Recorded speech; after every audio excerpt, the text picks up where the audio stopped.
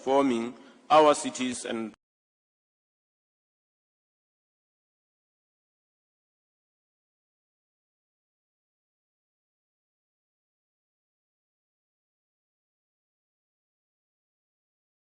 states to raise awareness and advance the concept of resilience and sustainable cities. The planning and development of resilient cities and human settlements has become a priority and should be based on solid partnerships among institutions, including the private sector, in and outside the Southern African region. The expert leadership of the United Nations is pivotal to the strategic thrust and action. I also urge that as African countries, we commit to elevate the African urban agenda at the level of the African Union. Together, we can leverage urbanization as an engine for economic transformation. In this respect, I would like to seize this opportunity to urge the UN Habitat to adhere to the United Nations General Assembly mandate and strengthen the regional and sub-regional collaboration with other international organizations to amplify the implementation of the new urban agenda, especially in Africa. Regional economic communities and specialized regional entities can be the anchor of regional solutions and collaborations to promote sustainable urbanization building on the new framework of the African Continental Free Trade Area that requires viable cities and to be effective. Excellencies, before I conclude, I wish to commend Ms. Mamouna Mohadi Sharif, the Executive Director of the UN Habitat, for her sterling leadership. She has tirelessly spearheaded key initiatives amid positioning the organization as a leader in sustainable urbanization. You can continue, Madam Executive Director, to count on Botswana's support to fulfill this important mandate. Finally, I sincerely hope that this second session of the United Nations Habitat Assembly will renew our commitment to implementing the new urban agenda with renewed vigor, determination, and visibility at the national levels. I thank you. Asante sana.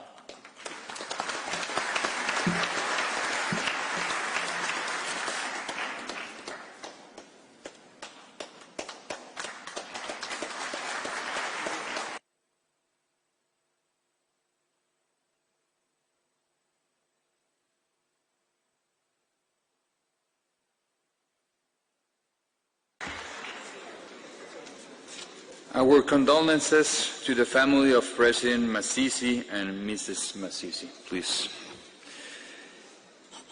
Mr. Vice President, I am grateful for your thoughtful, provoking address and for your country's unwavering commitment for social, economic development and finding enduring solutions to poverty.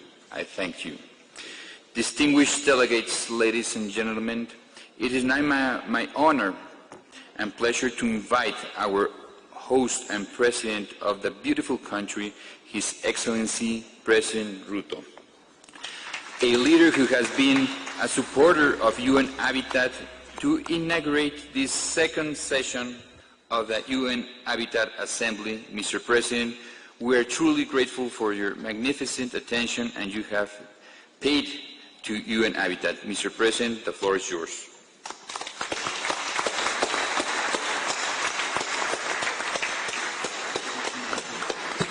Thank you very much, ladies and gentlemen. Please, let's take our seats. Your Excellency Slambas Sokwane, the Vice President of the Republic of Botswana, representing President Masisi. Your Excellency Roman Mayor Falcon, the President of the UN Habitat Assembly.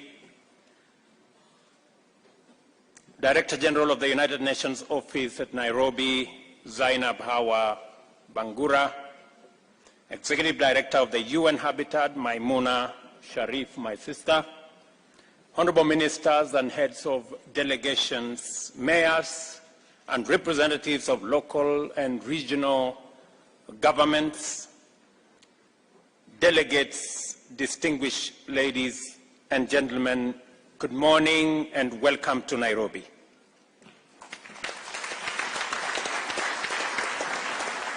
On behalf of the people and government of Kenya and on my own behalf, I'm truly delighted to have the honor to welcoming you to this warm and beautiful land in Kenya and to our capital city of Nairobi, the globally famous green city in the sun.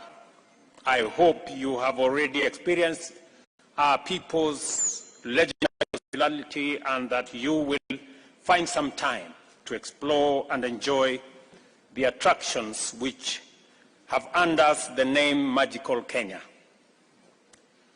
Maybe at this point it is important for me to tell you maybe 3 things that are important for your stay in Nairobi. Number 1, this is the city, the only one in the world, with a closed canopy forest on one side, the side where we are. This is also the only city in the world that has a national park in the city with wild animals, elephants and rhinos and lions and cheetahs. And just for your information, you may find them in the street sometimes because they break off from the fence of the national park. Please be careful because they are wild. They are not domesticated. And lastly, many of you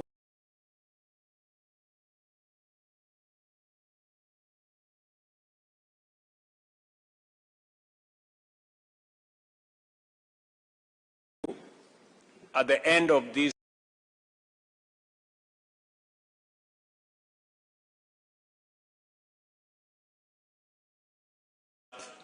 Kenya is the home and the cradle of humankind. This is where the earliest remains of man have been traced. So when you find yourself feeling at home and having a problem going back to Europe and America and the rest of Africa, just know that you are at home. So let me welcome you home. In fact, we are considering removing all requirements of travel and visa because it's not fair for anybody to be asked for visa when they are going home.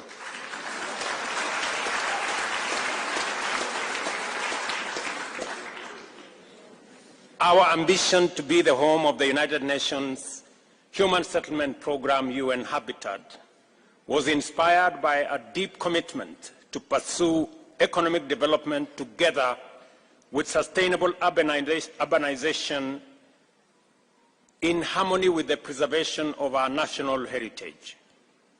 The international community's decision to locate this critical organization here is therefore out of recognition and emphatic endorsement of this commitment.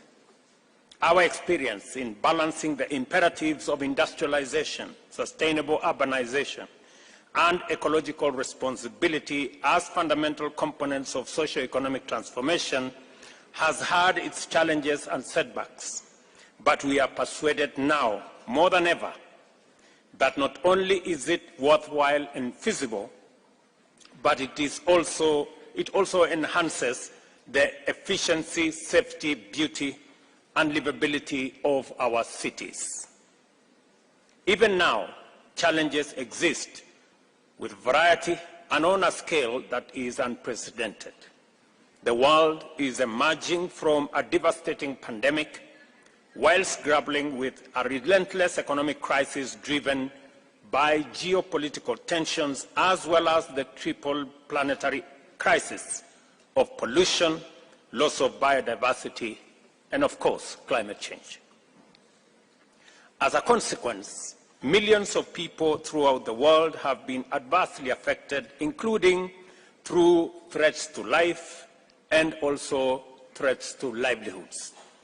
In addition to normal migration to urban areas, millions of people displaced by the recent social, economic, and political upheavals joined the poor, vulnerable, underserved, and marginal segments of our urban populations. For better or for worse, the world population has reached 8 billion people, 57% of whom live in urban areas. These numbers are expected to increase steadily in the coming years, but urban populations are projected to rise even faster. In the global south, the rates will be even more pronounced, whilst in Africa, where the median age is 19, urban populations will be very youthful, presenting a novel set of challenges and opportunities for national economic and urban planning and general development. Urban centers have always held the most intense concentrations of both best and the worst human possibilities: wealth and poverty, well-being and suffering, dignity and misery, all in one ecosystem.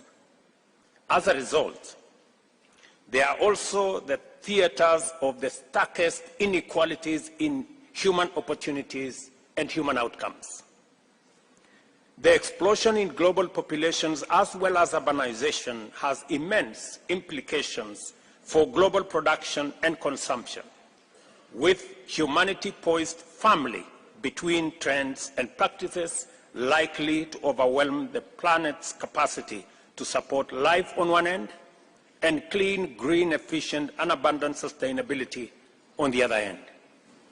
Fundamentally, this gathering is one more opportunity for the global community to confer and reflect about the progress made in imagining new possibilities for the sustainable provision of opportunities and amenities to promote the flourishing of nearly 10 billion human beings, whilst enhancing the Earth's capacity to support all life on it.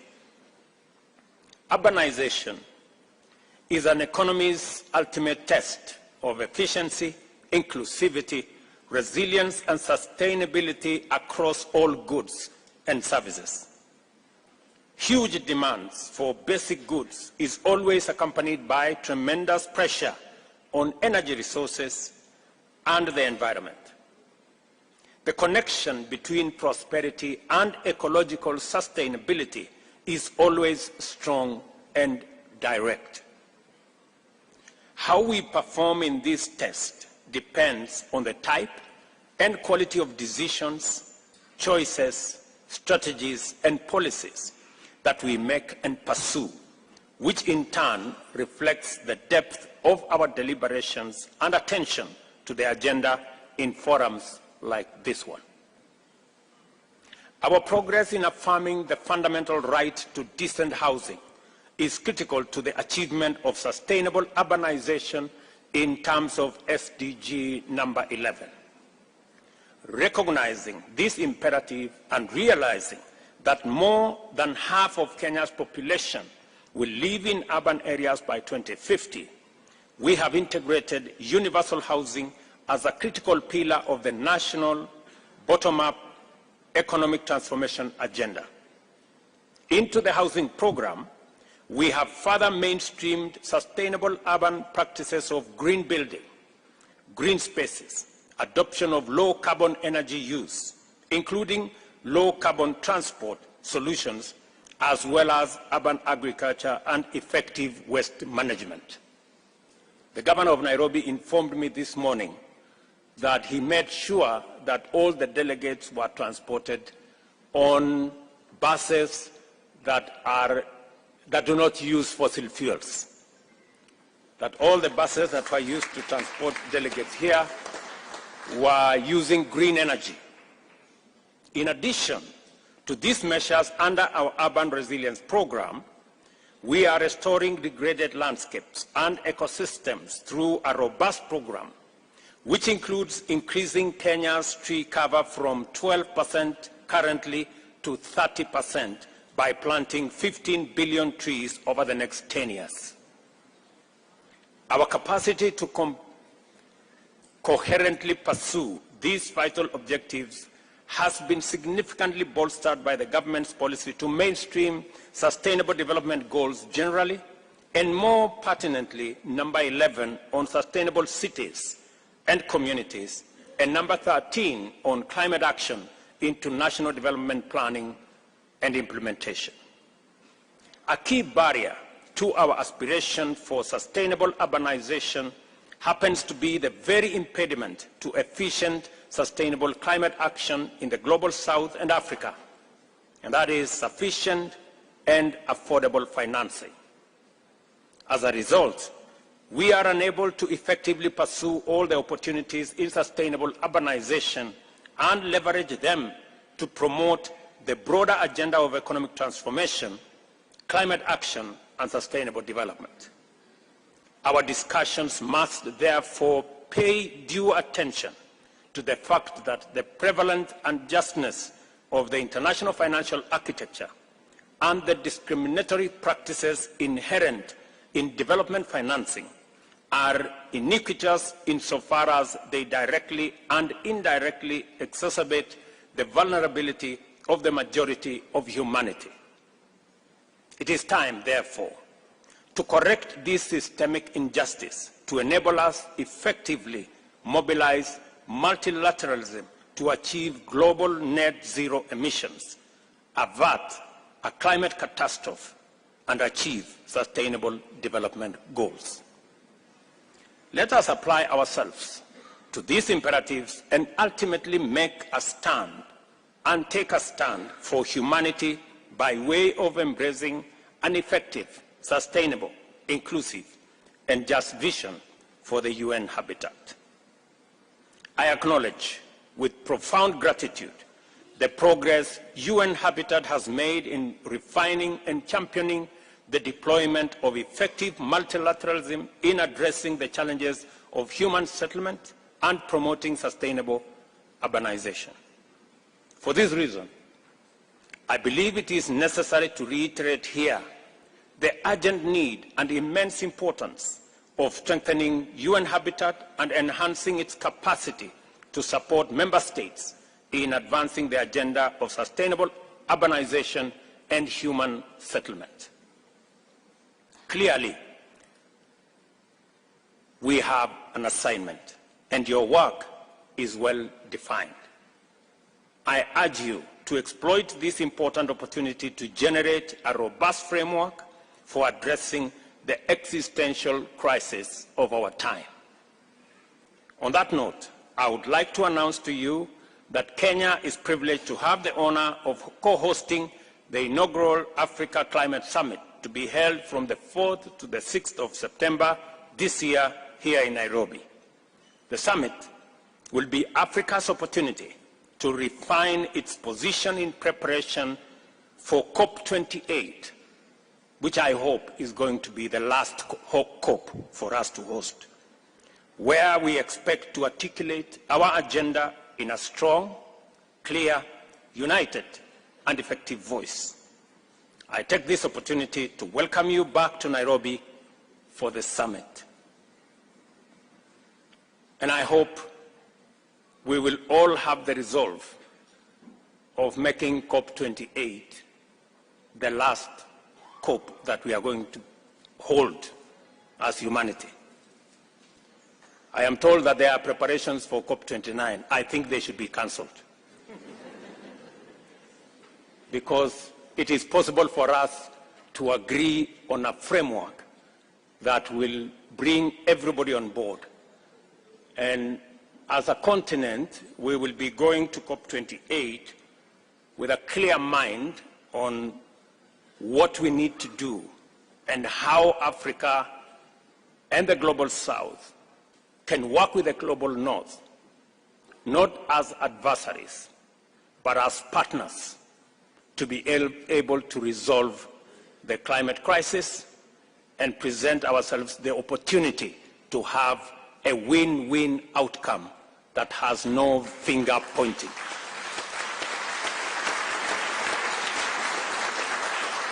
I am a very strong believer that with the right investments, Africa can present the opportunity to decarbonize global manufacturing and industrialization and provide for green growth.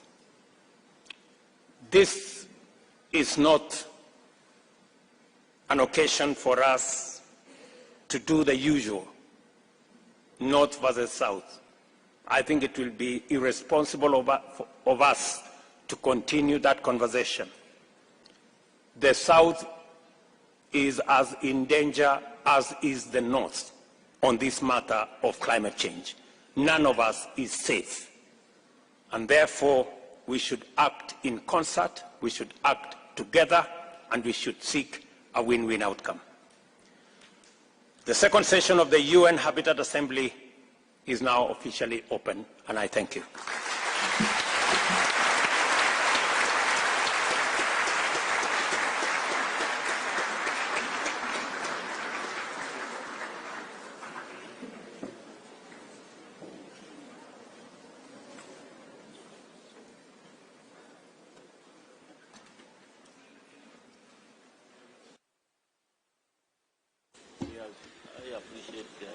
Mr. President, words cannot express our sincere gratitude for the kindness and the profound words you have shared with us, and for finding time to inaugurate this second session of the UN Habitat Assembly. I thank you.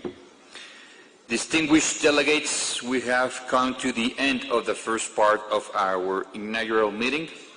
I would like to request